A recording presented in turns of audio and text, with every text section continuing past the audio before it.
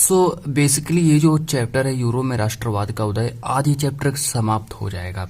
सो हमने यहाँ पर जो इसका पार्ट 1 है, यूरो में जो राष्ट्रवाद का उदय, जो इसका पार्ट 1 है उसके बारे में हम डिस्कस कर चुके हैं। और अगर पार्ट 2 नहीं देखा है तो अभी हमने पार्ट 2 कराया भी नहीं है, और पार्ट 2 हम अब कराने जा रहे हैं। ये आपका पार्ट 2 रहेगा, यूरो में राष्ट्रवाद का उदय और पूरे चैप्टर के महत्वपूर्ण प्रश्नोत्तर।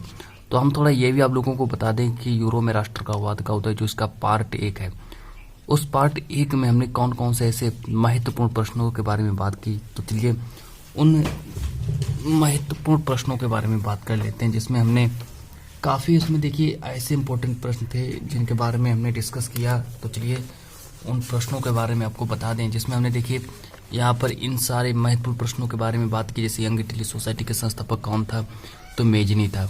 फिर देखिए हमने यहाँ पर बात की जैसे फ्रांस की क्रांति किस वर्ष हुई, तो 1789 में हुई। फिर हमने यहाँ पर बात की प्रश्न नंबर 3 के बारे में बात की कि फ्रांस में गणतंत्र की घोषणा किस वर्ष हुई, तो 1848 में हुई। फिर हमने बात की कि राष्ट्रवाद का उदय प्रारंभ जिस देश से हुआ वह कौन सा देश है, तो फ्रांस हो गया। फिर देखिए हमने प्रश्न नंबर 5 के बारे में बात की थी, ये हमने नेक्स्ट क्लास में हम आप लोगों को पढ़ा चुके हैं, और देखिए दोबारा रिवीजन भी हो जाएगा आपका। देखिए जर्मनी का एकीकरण का श्रेय इनमें से किसे दिया जाता है, तो ऑटो बिस्मार्क को दिया जाता है। तो ऐसे कई सारे महत्वपूर्ण टॉपिक थे जिनके बारे में हमने नेक्स्ट क्लास में बात की, और सारे के सारे इंपॉर्टेंट टॉपिक थे। देखिए जिसमें से हमने यहाँ पर बात की, और हमने आप लोगों को ये भी बताया होगा, और अगर आप लोगों ने वो लास्ट क्लास अगर देखी होगी तो आप लोगों ने ये भी देखा होगा कि यहाँ पर देखिए हमने 2 प्रश्न जो थे आपके यूरो में राष्ट्रवाद का उदय, जो हमने 2 प्रश्न आप लोगों को नहीं कराए थे। तो आज इन प्रश्नों के बारे में बात करेंगे। जैसे आपका जो प्रश्न नंबर 13 जो रहेगा, आज की इस क्लास में इन 2 प्रश्नों के बारे में बात करेंगे। जैसे प्रश्न नंबर 13 रहेगा कि जो वियना कांग्रेस सम्मेलन है, वियना कांग्रेस सम्मेलन कब और कहाँ हुआ।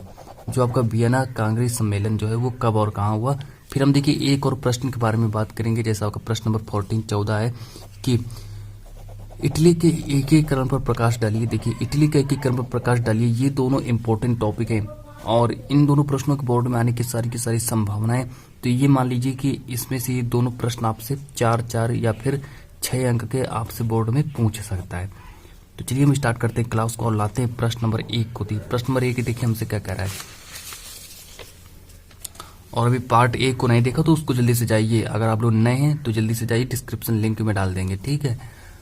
तो जल्दी से जाइए उस क्लास को देखिएगा। आप देखिए प्रश्न नंबर, देखिए यहाँ पर देखिए प्रश्न नंबर 1 के बारे में बात करते हैं। 2 इंपॉर्टेंट टॉपिक होंगे आज की इस क्लास में, और सारे के सारे इंपॉर्टेंट होंगे, ठीक है। अब देखिए प्रश्न करेगी जो आपका वियना है, वियना संधि क्या थी, वियना संधि क्या थी, इसके प्रमुख उद्देश्य। अब जो वियना संधि देखिए आप लोगों को यहीं पर समझाएंगे कि कहने का मतलब जो आपकी जो वियना संधि है, अब यहाँ पर हमको आप लोगों को बताना पड़ेगा कि जो वियना संधि क्या थी। अब इसके में उद्देश्य बताने की, वियना संधि के क्या क्या उद्देश्य हैं, और उद्देश्यों का हमें यहाँ पर व्याख्या करनी है। तो और देखिए, और जो उसकी व्यवस्थाएं हैं, मतलब कि जो वियना संधि की जो व्यवस्थाएं हैं, उन व्यवस्थाओं का हमें यहाँ पर वर्णन करना है। अब देखिए इस प्रश्न को आंसर आप लोग इस तरीके से लिख सकते हैं। अब या करके दिया है या अथवा करके दिया है, आप लोग इसका आंसर इस तरह से भी देख सकते हैं। जैसे कि वियना कांग्रेस सम्मेलन, यहाँ पर कह रहा है कि जो वियना कांग्रेस सम्मेलन जो है वो कब और कहाँ हुआ था। जो वियना कांग्रेस सम्मेलन जो है वो कब और कहाँ हुआ था, आप लोगों को बताना पड़ेगा। तो चलिए हम स्टार्ट करते हैं क्लास को, और आप लोग कॉपी पेन लेकर बैठ जाइएगा। क्लास को अंत तक देखिए, कहीं पर भी मिस ना करें, क्योंकि आप लोगों के लिए ही फायदा है, क्योंकि आप लोगों के लिए हम मेहनत कर रहे हैं स्टूडेंट्स, ठीक है, समझ गए, ताकि आप बोर्ड में अच्छे अंक ला सकें। इसीलिए स्टूडेंट्स हम यहाँ पर डेली आप लोगों के लिए इम्पोर्टेंट टॉपिक ला रहे हैं, ताकि आप लोगों की जो बोर्ड की जो परीक्षाएं वो बिल्कुल पास में आती जा रही है। तो इसीलिए हम थोड़ा और मेहनत करेंगे आप लोगों के लिए, जितना चाहिए उतने इम्पोर्टेंट टॉपिक आप लोगों को खोज कर देते रहेंगे। चलिए यहाँ पर देखिए कह रहे कि 1815 में ब्रिटेन हो गया आपका, जैसे रूस हो गया, प्रसा हो गया, है ना। ये देखिए ब्रिटेन रूस प्रसा 1815 की बात है। वहाँ पर देखिए कि 1815 में जैसे आपका ब्रिटेन हो गया, रूस हो गया, प्रसा और ऑस्ट्रिया जैसी, ऑस्ट्रिया भी देश को ले लीजिए यहाँ पर, जैसे कि आपका ऑस्ट्रिया हो गया, जैसे समझ लीजिए कि ऑस्ट्रिया जैसी यूरोपीय शक्तियाँ, ऑस्ट्रिया जैसी यूरोपीय शक्तियाँ कहने मतलब वहाँ पर जो यूरोपीय शक्तियाँ हैं, जैसे ऑस्ट्रिया जैसी यूरोपीय शक्तियाँ, जिन्होंने मिलकर क्या किया कि जिन्होंने मिलकर नेपोलियन को हराया था। जिन्होंने मिलकर किसको हराया था, जिन्होंने नेपोलियन को हराया था। समझिए यहाँ पर कि जैसे कि 1815 में ब्रिटेन, रूस, प्रसा और ऑस्ट्रिया जैसी यूरोपीय शक्तियां जिन्होंने मिलकर किसको हराया? जिन्होंने मिलकर यूरोप को हराया था। फिर देखिए के प्रतिनिधि, अब देखिए और आगे बात करते हैं। के प्रतिनिधि यूरोप के लिए एक समझौता तैयार करने के लिए वियना में मिले।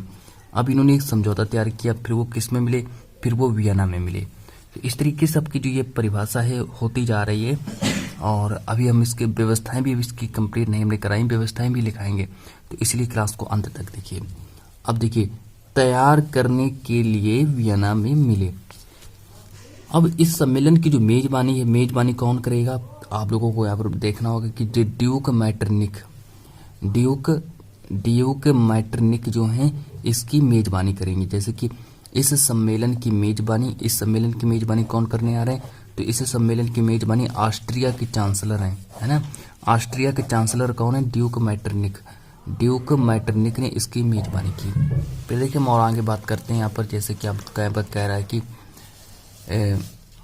इसमें प्रतिनिधियों ने 1815 की वियना संधि तैयार की। जिस तरीके से जो यहाँ पे प्रतिनिधि जितने भी हैं उन्होंने 1815 की 1815 की वियना संधि प्रारंभ की। अब देखिए इसका उद्देश्य क्या है? जिसका उद्देश्य उन सारे बदलावों को खत्म करना था। जितने भी बदलाव थे वो कौन कौन से ऐसे बदलाव थे जिनको खत्म करना था, जो नेपोलियन युद्धों के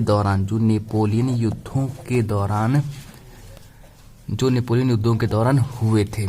तो निम्न व्यवस्थाएं जो है, अब हम इसके प्रमुख जो निम्न व्यवस्थाओं के बारे में बात करेंगे। जैसा कि आप लोग का प्रश्न को ही अगर आप लोग देख लें, जिसमें कहा गया है कि इसकी प्रमुख कब और कहाँ हुआ, और इसकी प्रमुख व्यवस्थाएं जो है, इसकी प्रमुख व्यवस्थाओं का मैं यहाँ पर वर्णन करना। तो चलिए स्टार्ट करते हैं क्लास को। अब हम लाते हैं प्रमुख व्यवस्थाएं। इतना आप लोगों को उम्मीद है कि आप लोगों ने इतना लिख लिया होगा। चलिए अब इसकी प्रमुख व्यवस्थाएं और हेडिंग डालिए। देखिए यहाँ पर पूछा गया व्यवस्थाएं लिखिए, है ना, हेडिंग डालिए। अब चलिए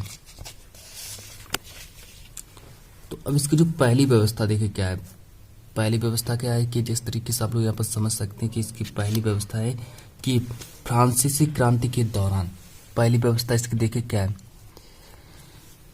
पहली व्यवस्था यह कह रहा है कि जो फ्रांसीसी क्रांति है, देखिए फ्रांसीसी क्रांति के दौरान हटाए गए बूर्बो वंश को, जितने भी हटाए गए बूर्बो वंश जो थे, बूर्बो वंश को सत्ता में बहाल किया गया। जितनी भी सत्ता है सत्ता में बहाल किया गया। और नंबर 1 करके लिखेंगे, ठीक है, नंबर 2 और नंबर 3 ऐसे करके लिखते चले जाएंगे। और आप लोगों को चलिए हम कई से ज़्यादा मैटेरियल लेकर आए आज की इस क्लास में। फ्रांस ने उन इलाकों को खो दिया जिन पर कब्जा उसने नेपोलियन के अधीन किया था, मतलब जिन्होंने नेपोलियन के अधीन कब्जा किया था उनको यहाँ से हटा दिया गया।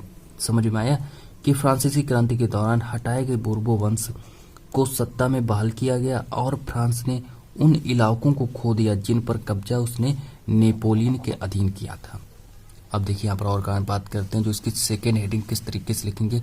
सेकेंड हेडिंग देखिए कैसे बन रही है। सेकेंड नंबर कि फ्रांस की सीमाओं पर कई राज्य कायम कर दिए गए। जो फ्रांस की जो सीमा है उस पर कई राज्य कायम कर दिए गए ताकि भविष्य में फ्रांस विस्तार न कर सके। जो फ्रांस है वो भविष्य में विस्तार न कर सके, इसलिए सीमाओं पर कायम भी कर दिए। फ्रांस की सीमाओं पर कई कायम भी कर दिए गए ताकि भविष्य में जो फ्रांस है वो विस्तार न कर सके।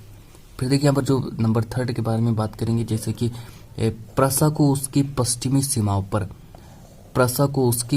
सीमाओं पर महत्वपूर्ण नए इलाके दिए गए, जबकि ऑस्ट्रिया को उत्तरी इटली का नियंत्रण सौंपा गया। जो प्रसा ने जो क्या किया, उसकी जो पश्चिमी सीमाओं पर क्या किया गया, नए इलाके दिए गए, जबकि ऑस्ट्रिया को उत्तरी इलाके का नियंत्रण सौंप दिया गया। अब फिर देखिए यहाँ पर नंबर 4 के बारे में बात करते हैं। आप लोग लिखते भी चलिए सही में जल्दी कि पूर्व में रूस को पोलैंड का एक हिस्सा दिया गया। पोलैंड जो है उसको हिस्सा दिया गया कि पूर्व में रूस को किसका हिस्सा दिया गया, तो पूर्व में रूस को पोलैंड का एक हिस्सा दिया गया। जब मैक्सिनी, अभी देखिए मैक्सिनी है, मैक्सिनी को क्या दिया गया, तो मैक्सिनी का एक हिस्सा प्रसा को प्रदान किया गया। जो प्रसा है, प्रसा को किसका हिस्सा प्रदान किया गया, तो प्रसा को मैक्सिनी का एक हिस्सा प्रदान किया गया। फिर देखिए नंबर 5 के बारे में बात करते हैं यहाँ पर कि अब देखिए इन सब का मुख्य उद्देश्य क्या है। इन सब का मुख्य उद्देश्य उन राजतंत्रों की बहाली था जिन्हें नेपोलियन ने बर्खास्त कर दिया था। जैसे कि जिन्हें नेपोलियन ने बर्खास्त कर दिया था। साथ ही यूरोप में एक नई रूढ़िवादी व्यवस्था कायम करने का लक्ष्य भी था। तो सुबह अब ये जो को प्रश्न है, अभी देखिए आपका जो प्रश्न है ये आपका प्रश्न कंप्लीट हो गया है। ये प्रश्न आपका कंप्लीट हो चुका है। अब हम प्रश्न नंबर जो आपका सेकंड जो था कि इटली के एकीकरण पर प्रकाश डालिए, अब हम उस प्रश्न के बारे में बात करेंगे। तो अब हम उस प्रश्न को आप लोगों के सामने लाते हैं और अब आप लोग ऐसा करिए, इस प्रश्न को लिख तो लिया ही होगा आप लोगों ने। चलिए नेक्स्ट प्रश्न आप लोग देखिएगा कि प्रश्न नंबर जो सेकंड वो देखिए क्या कह रहा है कि इटली के एकीकरण पर प्रकाश डालो। फिर देखिए प्रश्न नंबर सेकंड कह रहा है कि जो इटली के एकीकरण पर प्रकाश डालो। साथ ही साथ में कह रहा है कि इटली के एकीकरण की प्रक्रिया का वर्णन करो। अब इटली के में एकीकरण की प्रक्रिया का वर्णन करना है। फिर देखिए कि इटली के एकीकरण में महत्वपूर्ण भूमिका निभाने वाले 3 नेताओं के नाम लिखना है। अब देखिए ये देखिए प्रश्न हमसे 3 तरह से पूछ सकता है, लेकिन उसका जो आंसर है हमें एक ही तरह से देना है। ठीक है, समझ में आया होगा। तो चलिए यहाँ पर आंसर लिखेंगे और बात करते हैं कि 19वीं शताब्दी में, देखिए यहाँ पर बात करते हैं कि जो आपका 19वीं शताब्दी में इटली के एकीकरण की प्रक्रिया प्रारंभ हुई, जो निम्न प्रकार है। अब इटली की जो एकीकरण की प्रक्रिया प्रारंभ हो रही जो इस तरह से है, इस तरह से इसका आंसर देंगे। नंबर 1 डालेंगे यहाँ पर कि इस समय इटली जो है वो अनेक वंशानुगत राज्यों व बहुराष्ट्रीय हैप्सबर्ग साम्राज्य में बिखरा हुआ था। जो इटली जो है वो इसमें कितने कहने का मतलब कि अनेक वंशानुगत राज्य, जितने भी अनेक वंशानुगत राज्य हैं और बहुराष्ट्रीय हैप्सबर्ग के साम्राज्य में बिखरा हुआ था। फिर देखिए नंबर सेकंड के बारे में बात करते हैं कि जो इतावली भाषा जो है, जो आपकी इतावली भाषा जो है संपूर्ण राष्ट्र कहने का मतलब संपूर्ण इटली में नहीं बोली जाती थी। ठीक है, तो अनेक स्थान पर इसके अनेक रूप प्रचलित थे। जो कि इटली भाषा जो है जो इतावली भाषा जो है संपूर्ण इटली में नहीं बोली जाती थी, तो अनेक स्थानों पर इसके अनेक रूप प्रचलित थे। फिर देखिए नंबर 3 के बारे में बात करते हैं। नंबर 3 देखिए क्या करे कि जो 1830 के दशक में जोसेपे मैथिसनी ने क्या किया कि इटली को एकीकृत करने के लिए सबसे ज्यादा प्रयास किया। जो 1830 के दशक की बात हो रही है यहाँ पर, जैसे कि जोसेपे मैथिसनी ने क्या किया कि इटली को एकीकृत करने के लिए सबसे ज्यादा प्रयास किया। फिर देखिए और उसने यंग इटली नामक गुप्त संगठन स्थापित किया। इतना समझ में आया। फिर देखिए नंबर 4 के बारे में बात करते हैं कि 1861 में विक्टर इमैनुएल द्वितीय को एकीकृत इटली का राजा घोषित किया गया और 1870 में यह एकीकरण पूर्ण हो गया। तो इस तरीके से जो एकीकरण की जो प्रक्रिया है वो 1870 में प्रारंभ हुई। तो आप लोग कमेंट में करके बताइए।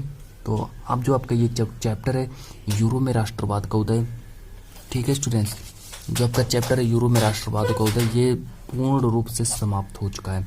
अब हम बात करेंगे जो आपका नेक्स्ट चैप्टर है, उस चैप्टर के बारे में हम बात करेंगे। तो जब तक के लिए इतना ही रखते हैं और आप लोग क्या करेंगे, मेरी जितनी भी सारी की सारी क्लासें प्लेलिस्ट में जाइए, वहाँ पर आपको मेरी हिंदी की सारी क्लासें मिल जाएंगी और विज्ञान की सारी क्लासें मिल जाएंगी और सामाजिक विज्ञान की सारी क्लासें मिल जाएंगी। ठीक है, तो अभी प्लेलिस्ट में जाइए, वहाँ पर देखिए जाएगा कि कौन कौन सी ऐसी महत्वपूर्ण क्लासें हैं। तो प्लेलिस्ट में जाइए आप लोग, ठीक है, वहाँ पर आपको सारी क्लासें मिल जाएंगी। तो आज की इस क्लास को इतना ही रखते हैं।